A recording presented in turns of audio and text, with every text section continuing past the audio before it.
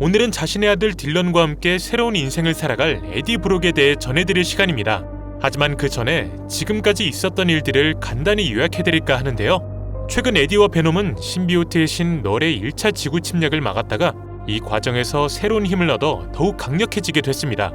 하지만 이렇게 에디가 고생하는 와중 널을 섬기는 종교단체가 카니지를 부활시켜버렸고, 카니지는 히어로들의 몸속에 새겨져 있는 코덱스를 모으고 다니며 다시 한번 널의 부활을 시도했는데요. 이에 에디는 또다시 출동해 카니지를 죽여버리긴 했으나 그를 죽임과 동시에 카니지의 코덱스를 흡수해버려 우주에 잠재워져 있던 널을 깨워버렸습니다. 또한 이 전투에서 에디 아들 딜런은 자신에게 역시 신비오트의 힘이 잠재워져 있다는 것을 깨닫게 됐죠. 지금까지 에디에게 있었던 일들에 대해 누군가에게 보고하고 있는 메이커. 그는 새로운 능력을 발견한 딜런을 눈여겨보고 있다 말하는데요. 이에 화면 너머의 남자는 신비오트 보유자들을 관찰하는 것도 좋지만 너의 메인 임무는 따로 있지 않았었냐 묻습니다. 그리고 이런 남자의 말에 그럼 지금부터 성과를 발표하겠다 말하는 메이커. 그는 자신이 개발한 차원을 넘나들 수 있는 기계를 보여주더니 최근 다시 본래의 세계로 돌아가려 시도했지만 아직까진 차원 이동을 할 때 몸에 가해지는 데미지가 너무 커 실패했었다 말하는데요. 하지만 그래도 한 가지 성과는 있었다고 말합니다.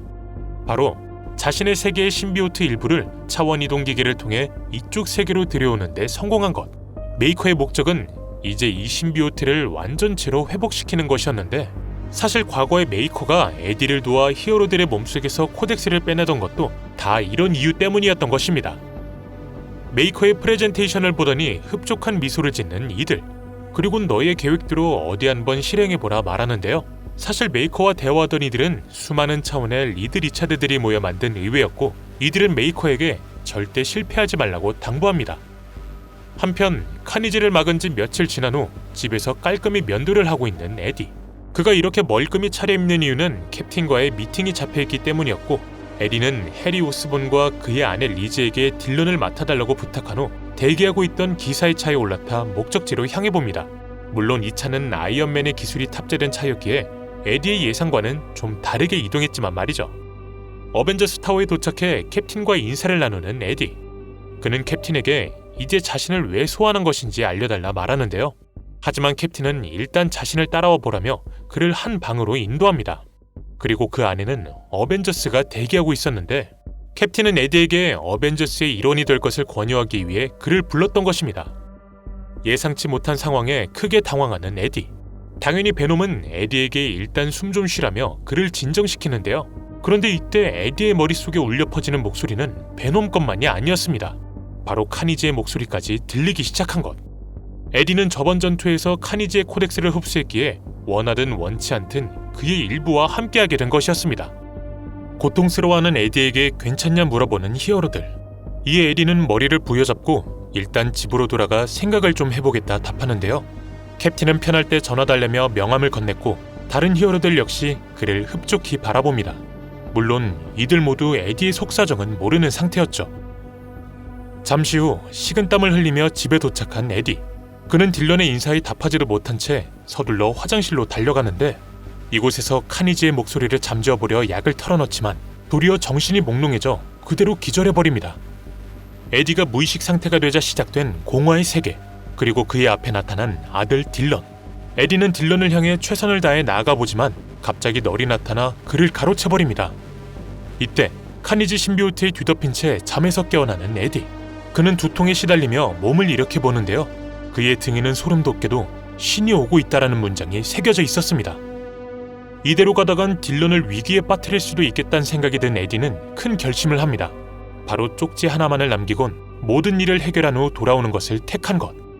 집에서 나온 에디는 곧바로 소형 비행기에 몸을 싣곤 어디론가 향하기 시작하는데요. 긴 시간 후 목적지에 도착하자 낙하산을 메곤 뛰어내릴 준비를 합니다. 문제는 갑자기 카니지 신비오트가 예고도 없이 튀어나온 것. 카니지 신비오트는 자신을 없애려 아무도 없는 곳으로 향하고 있는 것이냐며 난동을 피우기 시작하는데, 그는 이왕 이렇게 된 거 어디 한번 같이 죽어보자 소리칩니다. 그리고는 에디의 낙하산을 잘라버린 후 비행기를 추락시켜버리죠. 폭발 속에서 겨우 몸을 건진 에디. 에디는 극한의 상황 속에서도 정신을 잃지 않으려 노력했고 천천히 고개를 들어보는데요.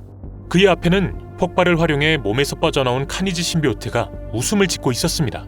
하지만 더욱 큰 문제가 존재했는데 바로 카니지 신비오트가 베놈 역시 데리고 빠져나가 버렸단 점. 이제 에디는 그저 평범한 인간의 몸이 되어버립니다. 한편 이렇게 아빠가 고생하는 와중 곤히 잠들어 있는 딜런. 그는 다음날이 돼서야 에디의 쪽지를 발견하는데요. 쪽지의 내용은 잘못된 일들을 해결하고 돌아오겠다는 것이었지만 갑작스레 또다시 사라진 아빠에게 분노한 딜런은 이를 갈기갈기 찢어버립니다. 자신들이 처한 상황에 대해 불만을 토로하기 시작하는 노미와 딜런.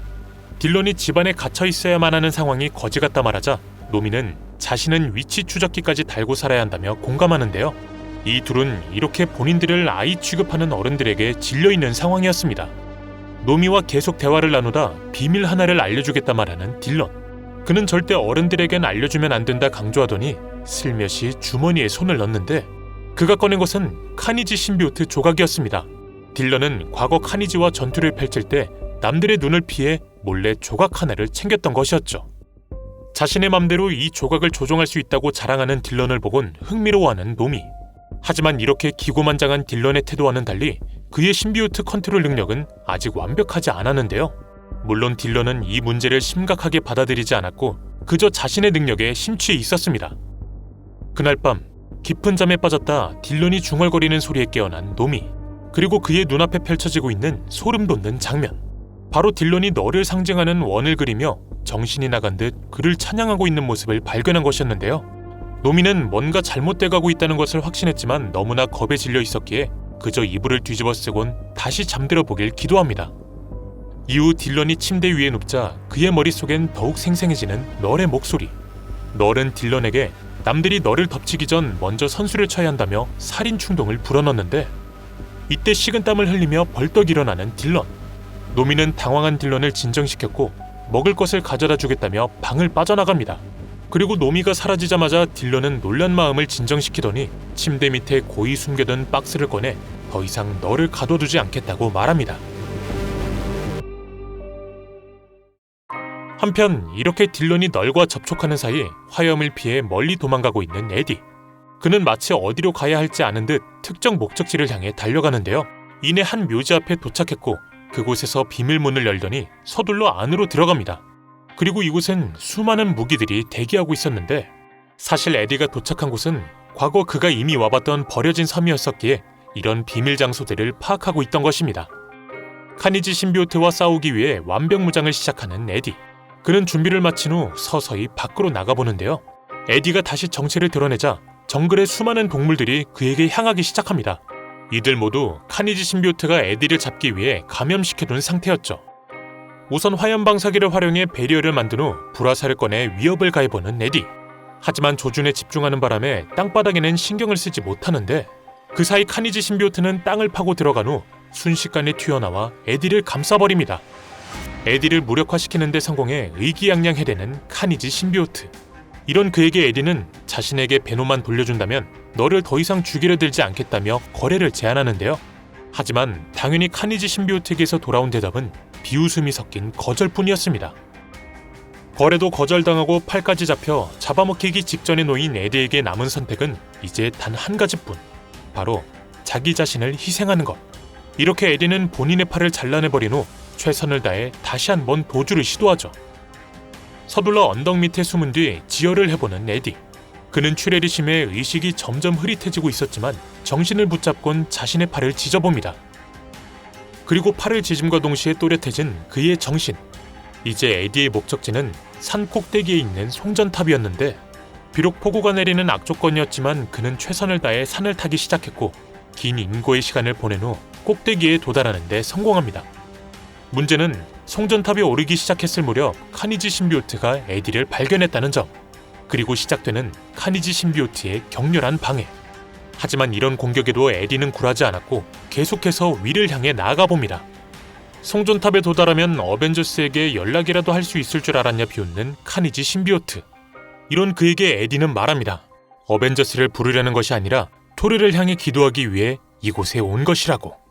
그리고 말을 마침과 동시에 에디가 기둥에 손을 가져다 대자 마치 토르가 대답이라도 하듯 큰 천둥 번개가 내리치죠.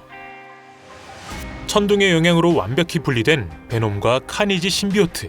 이제 에디가 해야 할 일은 서둘러 베놈만을 다시 받아들이는 것이었는데 하지만 몸의 한계에 다다른 그는 의지와는 상관없이 그대로 기절해버립니다. 잠시 후 정신을 차리자 눈앞에 보이는 캡틴 아메리카. 에디가 어떻게 된 것이냐 묻자 캡틴은 너가 타고 나간 비행기가 자동으로 구조 신호를 보냈기에 최대한 빨리 날아와 본 것이라 말하는데요. 그런데 에디는 도리어 섬으로 돌아가야 한다 소리칩니다. 바로 몸에서 베놈이 느껴지지 않았기 때문. 에디는 의식을 잃는 바람에 다시 베놈과 몸을 합치는 데 실패했던 것이었으며 이런 사정을 알 리 없었던 캡틴은 그저 에디만을 픽업해 탈출했던 것이었습니다. 절망하는 에디에게 이미 때는 늦었다 말하는 캡틴. 그리고 그의 말에 에디가 뒤를 돌아보자 베놈이 위치한 섬은 이미 폭발하고 있었죠. 네, 오늘은 이렇게 카니지의 부활과 죽음 이후의 베놈 스토리를 정리해봤습니다. 조금씩 다가오고 있는 널, 그리고 점점 더 절망 속으로 빠지고 있는 에디에겐 과연 어떤 미래가 기다리고 있을까요? 이는 구독과 알림 설정을 통해 확인해보시길 바랍니다. 오늘 저희가 준비한 내용은 여기까지입니다. 시청해주셔서 감사합니다.